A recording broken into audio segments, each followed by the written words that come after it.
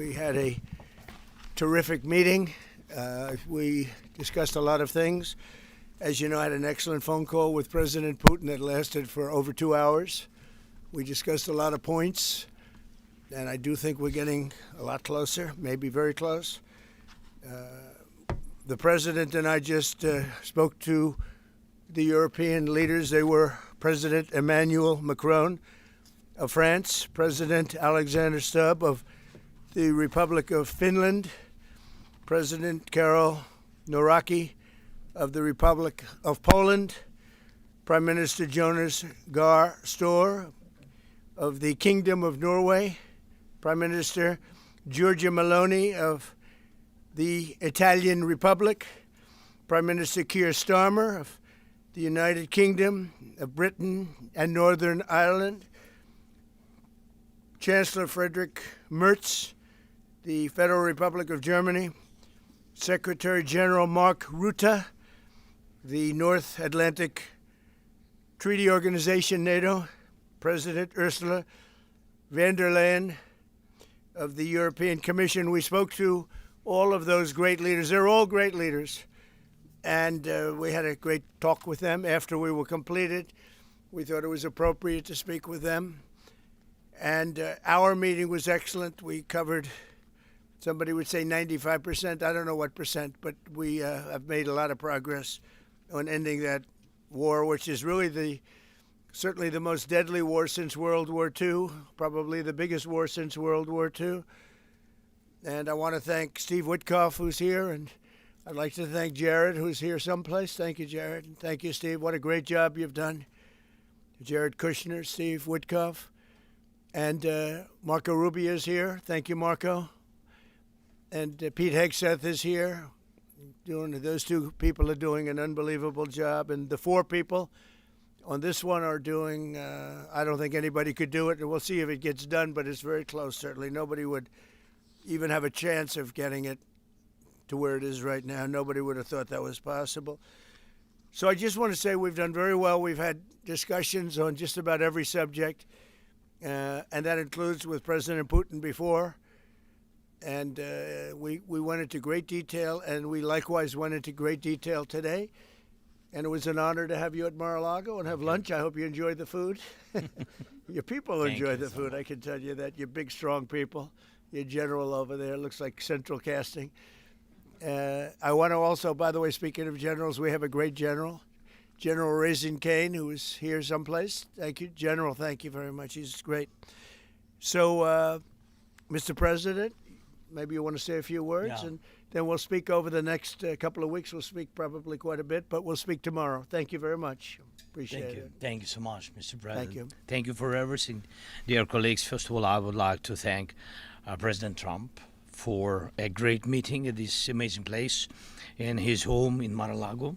And we had a really great discussions on all the topics, and we appreciate the progress that was made by American and Ukrainian teams in these recent weeks.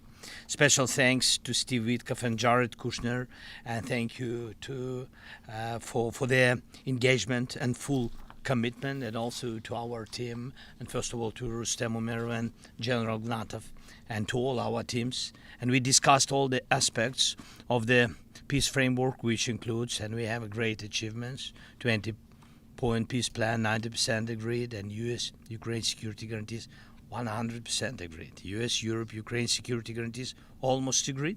Military dimension, 100% agreed. Prosperity plan being finalized, and we also discussed the sequencing of the following actions. And we agree that security guarantees is a key milestone in achieving lasting peace, and our teams will continue working on all aspects. We also had a joint productive call with European leaders, like President Trump said already, and a lot of leaders, including NATO and EU. And we agreed that our teams will meet in upcoming weeks to finalize all discussed matters, and we agreed with President Trump that he will host us, and maybe in Washington, European leaders and Ukrainian delegation, yes, in January. And Ukraine is ready for peace. And once again, would like to thank President Trump for a warm welcome and substantial discussion. Thank you, Mr. President. Thank you very much. Thank you so much, Mr. President. Any questions, please? What percentages from President Zelenskyy, 90% and 100%, the U.S. Ukraine security guarantees? What number are we at right now? Well, I think look, you can say 95%, but I don't like to say percentages. I just think we're doing very well. We could be very close. There are one or two very thorny issues, very tough issues, but I think we're doing very well. We made a lot of progress today, but really we've made it over the last month. This is not a one-day process deal. This is very complicated stuff. But I think when the president says 95, I think, could be close to 95%. Yeah, please, behind you. Mr. President, have you agreed on the so-called free trade zone on Donbass? How to separate the sites? How to make the separation line? Who will be responsible? The word agreed is too strong. I would say not agreed, but we're getting closer to an agreement on that, and that's a big issue. Certainly, that's one of the big issues, and I think we're closer than we were. Probably it's unresolved, but it's getting a lot closer. That's a very tough issue, but one that I think will get resolved. Yeah, please. We are receiving some mixed signals coming from Moscow, even after this talk. Can you assure us that you have received written or any formal response from them? Well, what was the issue? You have to tell me. What did they say? They are telling that Ukraine has to give up Donbass. Just very recent statement. Well, that's what they've been asking for, and there's a dispute about that. So they're going to have to iron that out. That's an issue they have to iron out. But I think it's moving in the right direction. If they reject or delay the solution or peace agreement, you try to achieve. If something doesn't happen, you mean if something doesn't happen? Yeah, go ahead. May I ask No, go ahead. You were going to finish your question. Well, we'll see. Look, we'll see. But I don't want to talk about that because I think we're getting pretty close. Yes, please. may I ask the President of Ukraine Please. about territorial question? Mr. President, what is your take on Donbass status? Are you prepared to see it as a free economic or demilitarized zone? No, we spoke about 20 points plan, and I'm happy that really our teams very close to results, and I agree with President Trump that our teams worked not one day and not one week, more than 1 month, beginning from Geneva, then 2 meetings in Miami, then we had Berlin, and now we have Mar-a-Lago. So this is a very difficult question. You know our position, so it's we have to respect our law and our people. We respect the territory which we control, and of course our attitude is very clear. That's why President Trump said this is a very tough question, and of course we have with Russians different positions on it. And have you discussed referendum about? No, when we speak about referendum, we spoke that it's one of the key. We can have referendum on any kind of points of this plan. I said that we can use referendum like for the plan, or we cannot use referendum. It's one of the key. We can use, this possibility of parliament to vote according to the law or to have referendum. Doesn't matter. This referendum, if the plan will be very difficult for our society, very difficult, of course our society has to choose and has to vote because it's their land, the land not of one person, it's the land of our nation for a lot of generations. They'll probably have to get their plan approved by Parliament or by referendum of the people. You would think that they want, I know they had a poll that it's 91% in favor of ending this war, so they want to end it like everybody wants. Russia wants it ended, everybody wants it ended, and we want it ended. I want it ended because I don't want to see so many people dying. We're losing massive numbers of people, the biggest by far since World War II. So we want to see it ended, absolutely. President Yes. Trump, you said at the top that you plan to speak again tomorrow. Is that correct? I might. It depends on what happens tomorrow. If there's an additional something to add, otherwise there's no reason to. We're in the process. Jared and Steve are working very hard to get something done, and if there's something that comes up, I'd speak, but otherwise I don't think there's any reason to. In your mind, sir, what are the thorniest issues still unresolved after the? Well, I think the land you're talking about, some of that land has been taken. Some of that land is maybe up for grabs, but it may be taken over the next period of a number of months. And are you better off making a deal now? Look, let me tell you, they have been very brave. They fought very hard and continue to fight very hard. and do tremendous damage. But Russia would like to see it end, and Ukraine would like to see it. And I think it's time to end.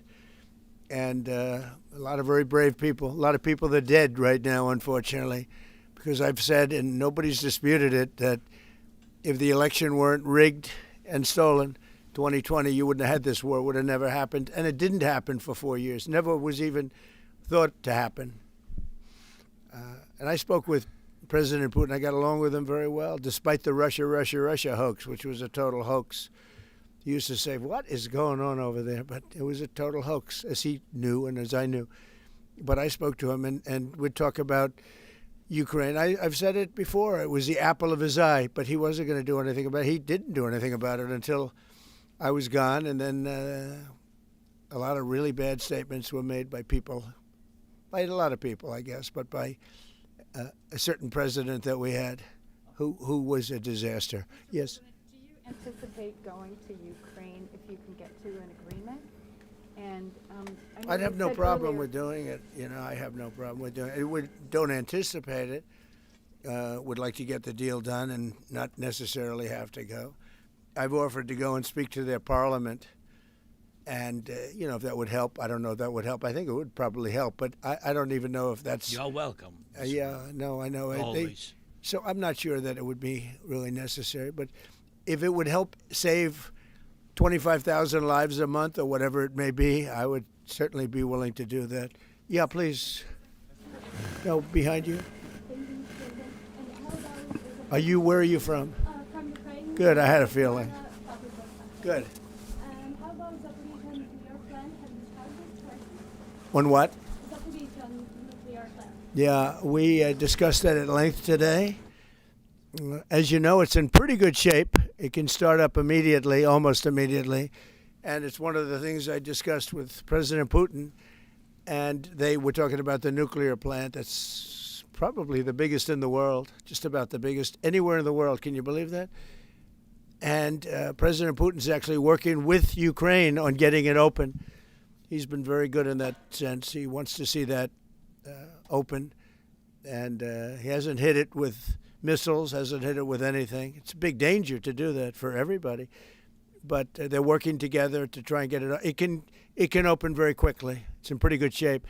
And the people there have been there for years. The people there running it. They have 5,000 people in that plant. Can you believe it? I learned that today. 5,000 people. It's the biggest plant of its kind in the world. And they're working together to get it opened. They could maybe get it open quickly. That's a big step when he's not bombing that plant. It's a big step.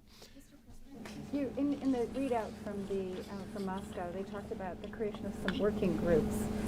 Yes. That would be set. Can you tell us about what those working groups Sure. would entail? And also, if you wouldn't mind, what is the message that you will give to Putin when you speak to him after your meeting? So the working group is going to be composed of Steve Witkoff, Jared Kushner, General Raisin Kane, Marco Rubio, and a few other people that we're going to be putting onto it. I think Pete Hegseth should be in that working group. He knows the territory very well. He's been fantastic at what he's doing. And they may add one or two people. And likewise, Ukraine's going to have some very good people that were at lunch today that enjoyed the lunch today a lot, more than they thought, right? But do you want to say who may be on your working group?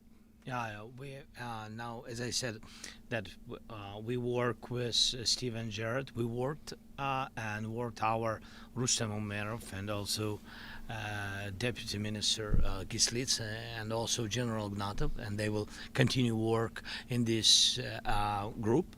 And of course, if we will go further, and I hope that really we will have decisions in January, as I said, about all these documents, 6 documents, and of course, we will continue work on this, so they know what to do. Yes. And that working group, by the way, importantly, will also then be working with Russia, okay? Because to work with ourselves doesn't really solve much of a problem. So they'll be working with Russia. Yeah, please. This morning you weren't a deadline guy. How long do you think it'll take to get this last little bit, as you say, finished? What are we talking So about? if it went really well, maybe a few weeks. And if it went poorly, longer. And if it went really poorly, it's not going to happen. That would be a shame. There's that chance also. It's possible it doesn't happen. But, you know, in a few weeks we will know one way or the other, I think. But if it went really well, but it could also go poorly. I mean, you know, we could have something where one item that you're not thinking about is a big item breaks it up. Look, it's been a very difficult negotiation, very detailed. It's funny, I settled 8 wars. Some were going on for 35 years, and we got them settled in a couple of days. Some of them, one was going on for 37 years. I settled it in 1 day.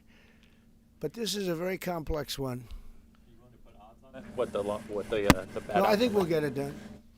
I don't want to say when, but I think we're going to get it done. Yes, ma'am. Mr. President, you in the past have suggested a trilateral meeting between both Presidents Putin and Zelenskyy. Is Right. that something that is also on the docket? I see that happening, sure, at the right time.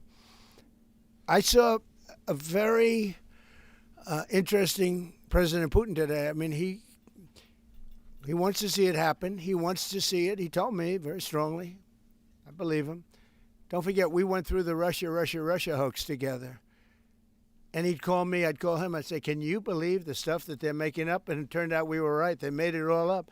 And despite that, we didn't get into wars and we didn't get into problems, but we weren't able to trade very much or any of that, which was a shame because, you know, a lot of success could have been had by trading with Russia. They have great land, great minerals and other things, and we have things that they want very badly.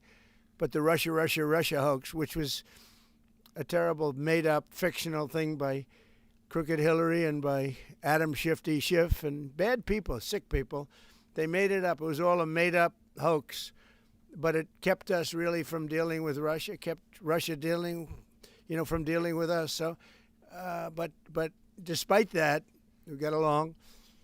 And I don't know. I think we're going to get there. I know him very well. I think we're going to get there. Discuss any time, location, meeting place? Yeah, for we're a potential- discussing a lot of things. No, look, I was on the phone with him for almost, I guess, 2.5 hours. They're just telling me now. That's a long time. We discussed a lot of things. We didn't talk about the weather. We weren't talking about what a beautiful day it is in Palm Beach, Florida. Yes. Trump, President Zelenskyy mentioned maybe a meeting with European leaders back in Washington. Would that be in the next few weeks? Well, in Washington or someplace, yeah. These leaders that I just read, these are great people.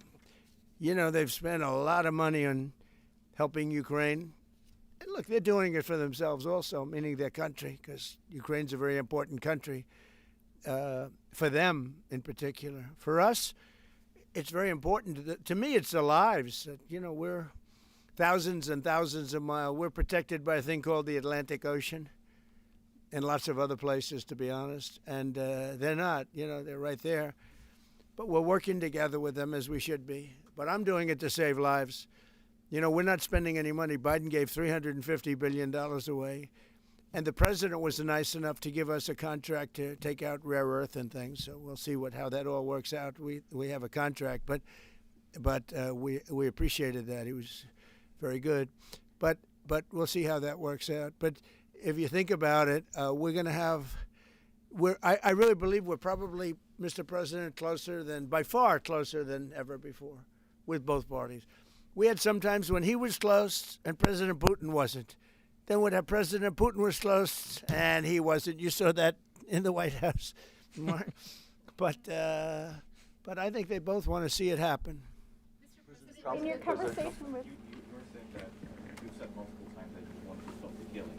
And nearly 100 American citizens died in Ukraine over that. Yeah. What's your message to their families whose loved ones died fighting? Well, look, I mean, the message is so obvious. It's what a shame. They died in a foreign country. And some are celebrated people. They're very celebrated. But so sad that a thing like that would happen. Yes, ma'am.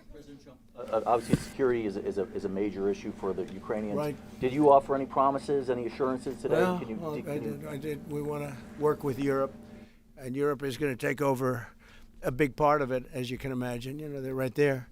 But we're going to help Europe 100%, like they'd help us. Yes, ma'am, you were going to say something? Yeah, I was just going to ask, when your conversation... Who are you with? Andrea Shalal with Reuters. That's what I thought. Yeah, so in your conversation with President Putin, did you discuss what responsibility Russia will have for any kind of reconstruction of Ukraine post an agreement? I did. They're going to be helping.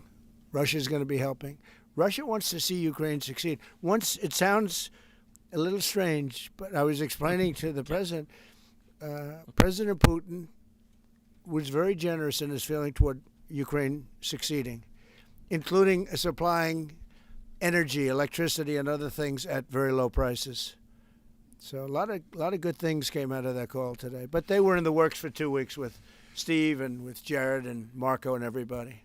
Did Russia agree, or did Putin agree to a ceasefire to allow a referendum to take place? Not a ceasefire, and that's one of the points that we're working on right now. No, not a ceasefire. He feels that, look, they're fighting and to stop, and then if they have to start again, which is a possibility, he doesn't want to be in that position. I understand that position. The president feels strongly about that or something, but I think we're finding ways that we can get around that. But I understand President Putin from that standpoint. You have to understand the other side. And, I'm on the side of peace. I'm on the side of stopping the war. So, but I think that's a problem that's going to get solved, yeah. Would people who live outside of Ukrainians who fled during the war be allowed to participate in the referendum? What do you mean, people where live? The people that left. refugees So who fled to Poland and Germany. if we speak about the people who are abroad, who are not on the territory of Ukraine, you mean that in Poland, in Germany, we have millions of people. Yeah, they have a referendum in the same of elections. In the same way how people come and vote, they have rights for this. And of course they have to come. That's why if we will come to referendum, yes, if we will come to such decision, people need infrastructure for this, and it's not simple, and that's why we spoke about it. It can't be in one day, very quickly. It's difficult because we need infrastructure. When you have millions of people, you have to build it in Europe, mostly in Europe for today. President Trump, I know you've sounded an optimistic note here, but what happens in a few weeks if things sputter? What are you prepared to do? They keep fighting, and they keep dying. No good. But if things don't happen, they keep fighting, and they keep dying. And we don't want that to happen. He doesn't want it to happen. President Putin doesn't want it to happen either. Okay? Thank you very much, everybody. Thank you. Appreciate it. Great. Thank you. Thank you. Thank you. I don't know. Was it a good lunch? Yes, sir. There's no lunch. He walked in. He said, "This place is gorgeous." I don't think he wants to go to the White House anymore. That's the problem. I'm ready to go to the White House. I know we are. It is. The White House is a very special place, and so is this. I hope you enjoyed it. Thank you very much. Thank you so much. Thank you, sir. Thank you, sir. Thank you.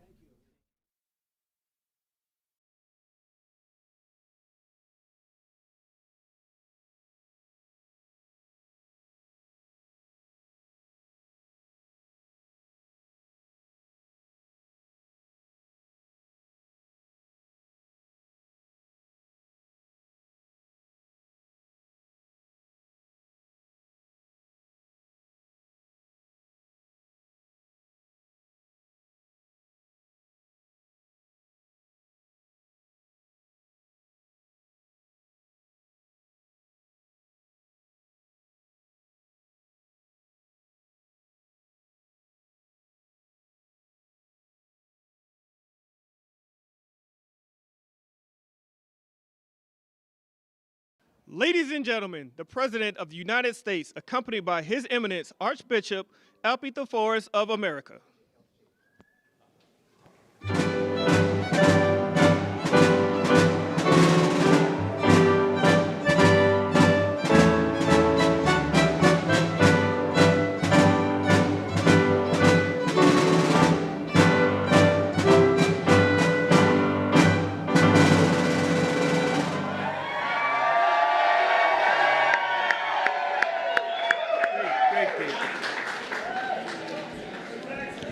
Mr. President, first of all, allow me to offer the congratulations of the Greek American community on your re-election to the presidency of our nation.